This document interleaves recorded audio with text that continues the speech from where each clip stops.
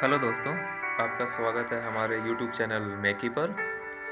तो आज हम बात करेंगे फाउंडेशन हैंडओवर कैसे लेते हैं। जब भी हम लोग किसी भी स्ट्रक्चर का जैसे कि कॉलम का इरेक्शन करते हैं तो सबसे पहले हम लोगों का जो सिविल का जो पेडेस्टल होता है, जो फाउंडेशन होता है, उसको हम लोग हैंडओवर लेते हैं। हैंडओवर में क्या है ना कि हम लोगों को कुछ चीज़ें हैं जो कि हमको चेक करना पड़ता है कि जब हम कॉलम का इरेक्शन करने के लिए जाएं, अपने स्टील का इरेक्शन करने ले जाएं, तो उस समय हमें परेशानियों की दिक्कत नहीं होनी चाहिए।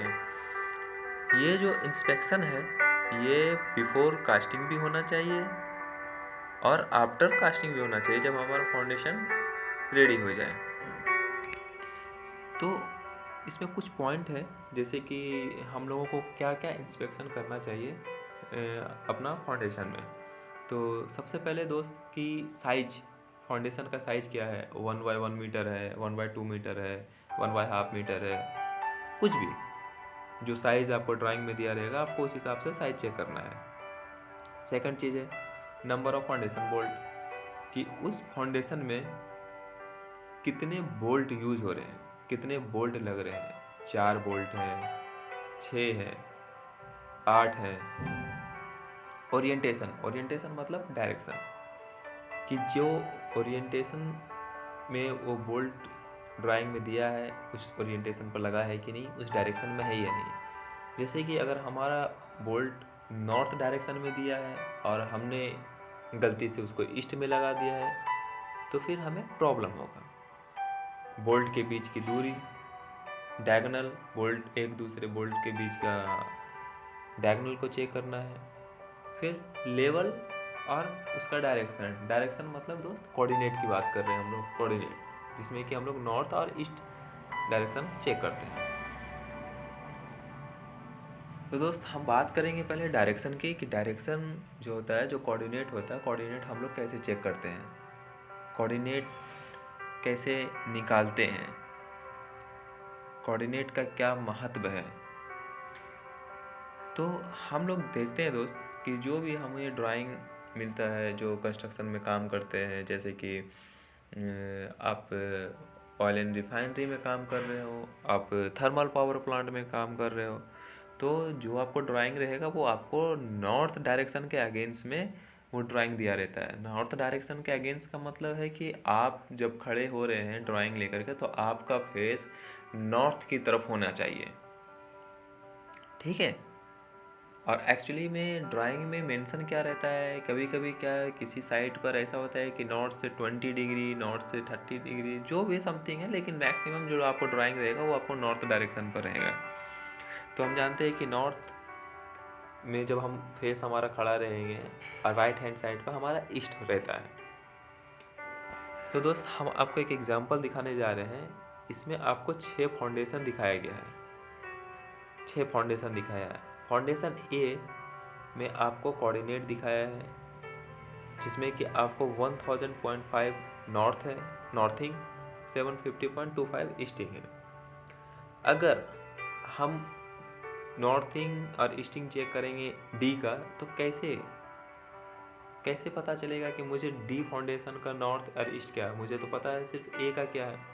तो उसको निकालने का या उसको चेक करने का बहुत ही आसान तरीका ये है कि नॉर्थ एक्सिस पर अगर हम 0 की तरफ बढ़ रहे हैं, तो हमें उस कोऑर्डिनेट से जितना हम 0 की तरफ आएंगे, तो हमको उसमें माइनस करना है। और अगर 0 से ईस्ट की तरफ मतलब बढ़ते क्रम की तरफ बढ़ रहे हैं, मतलब 0 जिस एक्सिस पर है और हम राइट हैंड साइड में आगे बढ़ रहे हैं ईस्ट की तरफ, तो हमें वहाँ प्लस करना है। और अगर हम वेस्ट की तरफ जा रहे हैं तो हमें माइनस करना है। तो मैं एक एग्जांपल आपको दिखाना चाह रहा हूँ कि ए फाउंडेशन का आपको कोऑर्डिनेट दिया हुआ है, ठीक है, और हमें डी का निकालना है कोऑर्डिनेट। तो हम कैसे निकालेंगे। तो मैंने एक रफ डायग्राम बनाया है कि जैसे एक फाउंडेशन का आपको कोऑर्डिनेट 100.5 दिया है, तो डी का कितना होगा। तो आप यहाँ देख सकते हैं कि ए से एफ के बीच की दूरी 4 मीटर है और एफ और डी एक ही लाइन में है, तो ए से डी की दूरी भी 4 मीटर हो गई। क्योंकि हम लोग सेम एक्सिस पर ट्रैवल कर रहे हैं। ठीक है मेरे भाई। तो जब देखिए यहाँ पर 100.5 को हम लोग 4 मीटर किधर आ रहे हैं, 0 की तरफ आ रहे हैं, तो 4 मीटर माइनस करते हैं तो डी का जो डायरेक्शन है वो 996.5 नॉर्थिंग है दोस्त। जैसे कि मैंने आपको यहाँ लिखा हुआ है 996.5 नॉर्थिंग है। और आप यहाँ पर देख सकते हैं कि ए फाउंडेशन पर ईस्टिंग जो है आपको 750.25 है। और जब हम क्या कर रहे हैं, अब ए से डी की तरफ बढ़ रहे हैं, तो डी हम लोग अब ईस्ट एक्सिस पर हम लोग ट्रैवल कर रहे हैं। ठीक है दोस्त। तो जब हम ईस्ट एक्सिस पर ट्रैवल कर रहे हैं तो हम क्या करेंगे, हम उसमें ए की तरफ राइट हैंड साइड में हम लोग ईस्ट की तरफ बढ़ रहे हैं, तो उसको हम लोग ऐड कर देंगे उस डायरेक्शन को। तो कितना है दोस्त, 3 मीटर प्लस 5 मीटर 8 मीटर। तो 750.25 में हम लोग 8 मीटर ऐड करेंगे तो 7.5 758.25 ईस्टिंग हो गया दोस्त। तो जब हम चेक करेंगे, इंस्पेक्शन करेंगे कोऑर्डिनेट का, तो हम इस तरह से कर सकते हैं। उम्मीद है कि आपको समझ आ गया होगा दोस्त। क्लियर एक फॉर्मूला है कि जब आप नॉर्थ एक्सिस पर ट्रैवल कर रहे हो और आप 0 की तरफ आ रहे हो, या कह सकते हैं कि आप साउथ की तरफ बढ़ रहे हो, तो आप उस चीज़ को माइनस करेंगे। या फिर आप अगर नॉर्थ की तरफ बढ़ रहे हो उस दिए हुए कोऑर्डिनेट से, तो आप उसमें प्लस करेंगे। सेम रूल आपका ईस्ट एक्सिस में भी ट्रैवलिंग में है। सेकंड चीज़ दोस्त, हम बात करेंगे डायगोनल चेक करने की।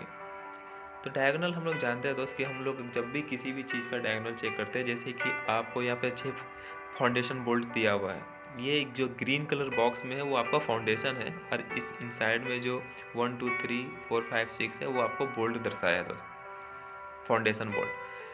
तो इस फाउंडेशन बोल्ट को 1 6 4 3 के बीच में हम लोग 2 D1 एंड D2 दो डायगोनल निकाल करके क्रॉस चेक कर लेते हैं कि हमारा दूरी सही है कि नहीं है। ठीक है दोस्त। फिर हम लोग इसका स्पेसिंग चेक करते हैं। एक्चुअली डायगोनल से पहले हम लोग स्पेसिंग चेक करते हैं कि जो जैसे डायरेक्ट ड्राइंग में अगर 300 दिया है 1 और 2 के बीच की दूरी, फिर 2 से 3 के बीच की दूरी 300 दिया, तो उस बोल्ट के डाया से इसका हाफ, मतलब इसका जो सेंटर डाया का सेंटर है, सेंटर टू सेंटर डाया का डिस्टेंस, बोल्ट के डाया का डिस्टेंस से चेक करेंगे उसकी स्पेसिंग को कि वो एक्यूरेट लेंथ में है या नहीं है। ठीक है दोस्त। डायगोनल चेक करने के लिए हम लोग पाइथागोरस थ्योरम का उपयोग करते हैं। ठीक है दोस्त। अब बात आती है लेबलिंग की। सबसे इम्पोर्टेंट चीज़ लेवल है दोस्त, कि हम लेवल कैसे चेक करते हैं। तो अभी हाईटेक अपना टेक्नोलॉजी हो रहा है या हो गया है, तो उसमें क्या है दोस्त, पहले हम लोग जो लेवल चेक करते थे तो डंपी लेवल का यूज़ करते थे, हम लोग वाटर लेवल से यूज करते हैं। और अभी जनरली टोटल स्टेशन का यूज़ करते हैं। तो जो लेफ्ट हैंड साइड में आपको येलो कलर का दिख रहा है वो एक टोटल स्टेशन है, ये आपको ट्राइपॉड पर फिट हो जाता है। और ये जो है इसके एक्सिलरी पार्ट है दोस्त, प्रिज्म पोल। ये जो लेंस है दोस्त, इस लेंस से जो प्रिज्म पोल के बीच की जो लेंस है, इसके सेंटर से इसमें एक रेज निकलता है, उस रेज को हम लोग मैच करते हैं, और फिर जो ये स्क्रीन आपको दिख रहा है उस स्क्रीन पर उसकी रीडिंग आ जाती है। टोटल स्टेशन यूज करने का एडवांटेज ये है कि आपको एक ही टाइम पर उसका लेवल और आप कोऑर्डिनेट देख सकते हैं। आप डंपी लेवल में उसके कोऑर्डिनेट को चेक नहीं कर सकते हैं, सिर्फ आप लेवल चेक कर सकते हैं। तो अब लेवल कैसे चेक करते हैं किसी भी चीज़ का, तो मैं बहुत ही आसान तरीके से आपको समझाना चाह रहा हूँ दोस्त, कि जहाँ भी हम लोग काम करेंगे या जहाँ भी हम लोग रहेंगे वहाँ पर एक ऑलरेडी से डिफाइंड लेवल दिया रहेगा। उस डिफाइंड लेवल को हम लोग बेंचमार्क कहते हैं। बेंचमार्क का मतलब हम लोग ऐसे भी समझ सकते हैं दोस्त कि जैसे कि कोई कीर्तिमान, जैसे एक एग्जांपल लेते हैं कि सचिन तेंदुलकर ने दोस्त, सचिन तेंदुलकर ने सबसे ज़्यादा अभी तक शतक लगाया है पूरे क्रिकेट जगत में, तो उन्होंने एक बेंचमार्क सेट कर दिया दोस्त कि ये मेरा बेंचमार्क। अब जब उससे कोई ऊपर जाएगा दोस्त तो वो उस बेंचमार्क को तोड़ेगा, वो एक स्टैंडर्ड सेट कर दिया। तो ऐसे ही एक बेंचमार्क हम लोग का डिफाइंड रहता है, उसको हम लोग ग्राउंड लेवल भी कहते हैं या डेटम के नाम से भी जानते हैं। तो अब क्या करते हैं दोस्त, जब हम लोग अपने इंस्ट्रूमेंट को अपने ग्राउंड पर रखते हैं तो अब हमें मालूम नहीं है कि हमारे इंस्ट्रूमेंट की हाइट क्या है।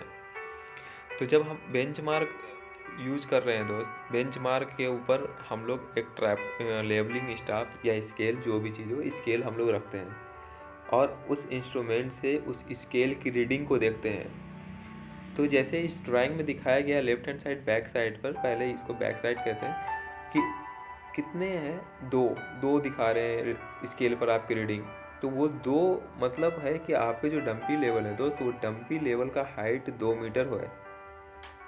तो ये आपका मास्टर पॉइंट हो गया दोस्त कि 2 मीटर आपका ये लेंथ है।